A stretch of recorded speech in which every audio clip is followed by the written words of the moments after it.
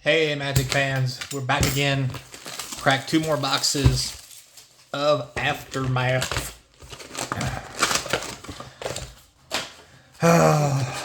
Good times, good times. So, how things have been going for current box value? Not well. I mean, it's not good, it's not bad. Well, full rare right off the bat. I love the old shooting star foils. Yeah.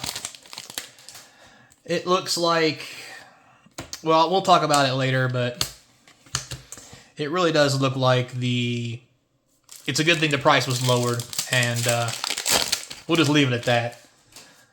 But anyway, and it's a nice first mythic. Did tell you guys that today we talk about Lord of the Rings a little bit and what we got going on here on the channel. So, before we get into that, while we're... Obnixilis. Oh, man. I think this is one of the most expensive cards in the set. This may actually be a chase card as well. I know I said the Training Grounds was...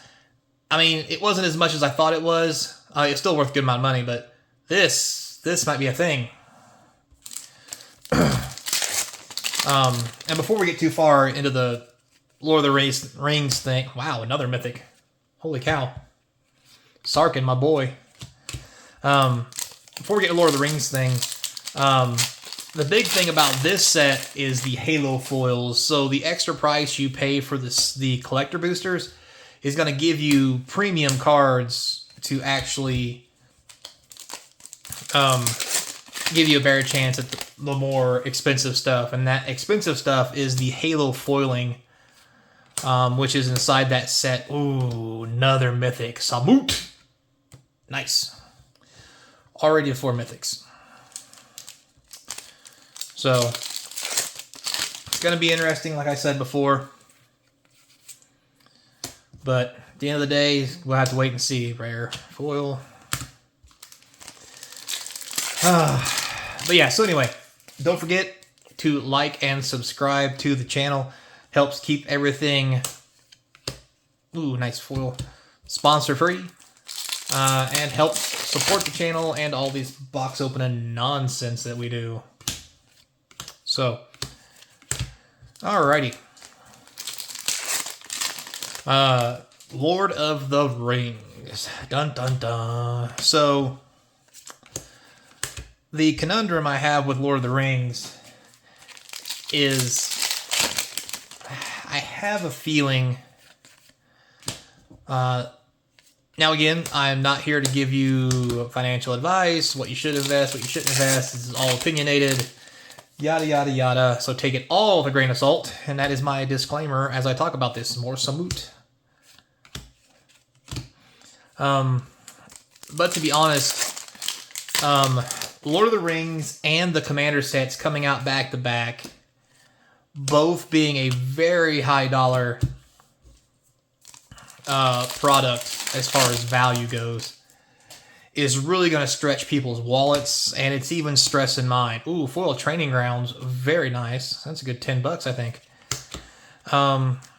So I'm not going to be able to do mass box openings. I still haven't got to 1,000 subscribers yet, so I can actually start reinvesting some money and actually making money from the channel, actual views. So sadly, and with some hesitation on my own, to be honest with you, because of how things have been going, I don't think I'll be doing any draft or set boxes opened on the channel for Lord of the Rings. And the reason for that is, as you guys know, I like to collect the cards myself.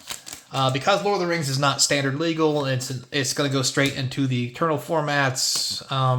Wow, that's 5 foil rares. That's something. And a mythic foil. Wow.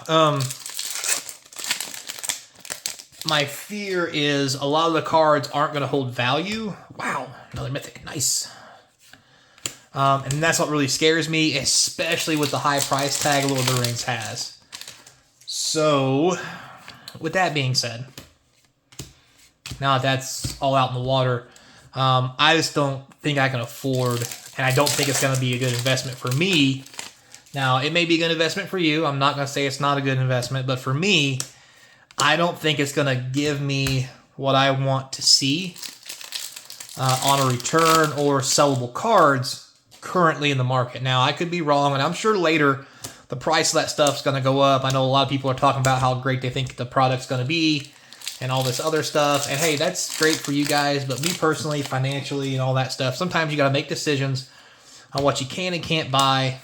So I think one of the things that we're going to do here on the channel, like I mentioned, is get this stuff out of the way so we can get the next box in here. I believe what we're going to do is I ordered 1 case of collector boosters, which is 6 boxes, and I think I'm just going to open those 6 boxes and just sell the cards. As you know, a case is a little over $2,000, so that's a lot of investing. Now, normally I do spend more than that, but I'm at a point where I don't have as much extra money anymore as I used to, as I'm trying to do this more as a full-time thing with doing less work. So until I start getting some side gigs, I don't have a whole lot to invest. But going back to the product, what scares me, and this may be very unfound, and I could very easily be wrong because everybody's talking about how great this product's going to be, and I get that. But what scares me is this. More Samut. Samut for days. Is it's going to have a crash like this product and some of the other products in the past, because with that product of Lord of the Rings, they are tying such a high price tag to it that I think it's going to be hard for people to spend the money that they want for the cards, let alone the boxes. And there just might not be enough cards to purchase, and with everybody, Tyvar, very nice, going to buying singles more often, if the box value isn't there and the single price isn't there, you could very easily lose your butt. So the reason I say that is if you look at the prices of Lord of the Rings, you're talking $300 to $400 for a draft or a set box.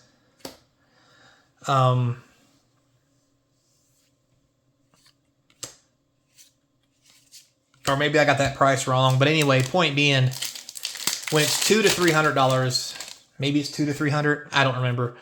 But the price of the draft and the set is already so high. It's nice, the card is rare, foil, that I just can't see investing that kind of money into it, because we're talking a lot higher price point for a non-standard product that's not a master set.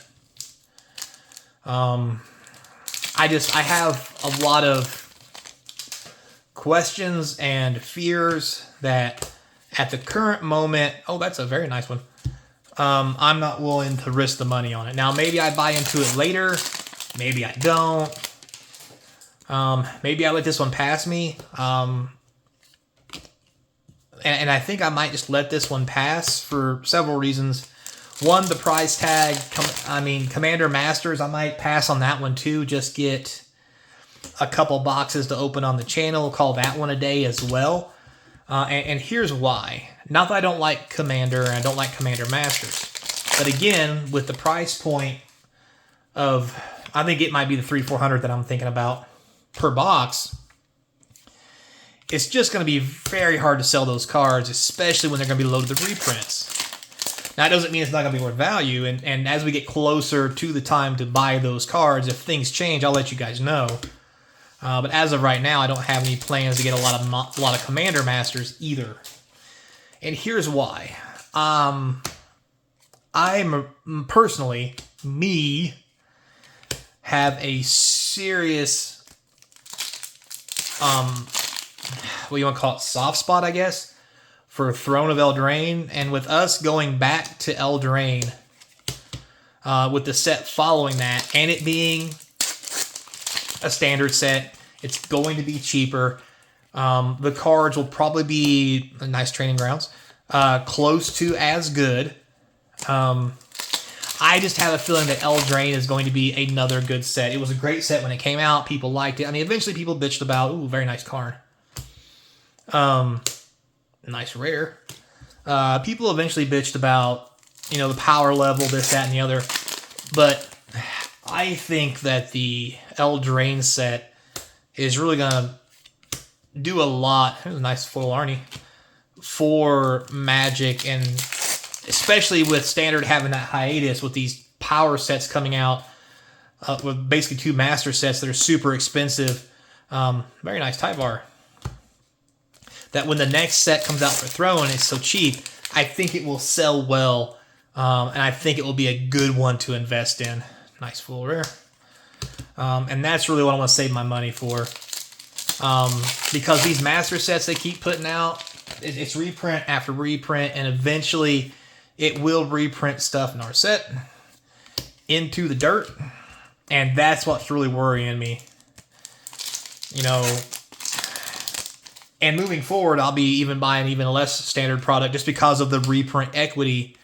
Because at the end of the day, the thing that's really holding value right now is serialized cards, not the actual sets itself. So I've even cut back on the cards that I buy extra that I would normally keep in the closet. Like, you know, you can go back to my old first Commander Legends videos I did when I started buying into Commander Legends. Well, now they're reprinting all that stuff in Masters, which is fine because Commander Legends was a good one to invest in. It's already up to $130 per box, if not more, and I feel it's also going to get higher than that. But moving forward, Double Masters 2, like, they're really making it so that those products are becoming less appealing to me, just in the grand scheme of things. Now, will I always open some boxes? Yeah. If I get to 1,000 subscribers, the channel starts doing better, I'll invest more money into that kind of stuff and into the production of this stuff. But when I'm doing it for free, I got to watch what I spend, just like you guys do, and I appreciate it. So for those of you who subbed up, thank you very much. Now's a chance to do it again. Till next time, be kind. Hope to see you across from the game table. Later, player.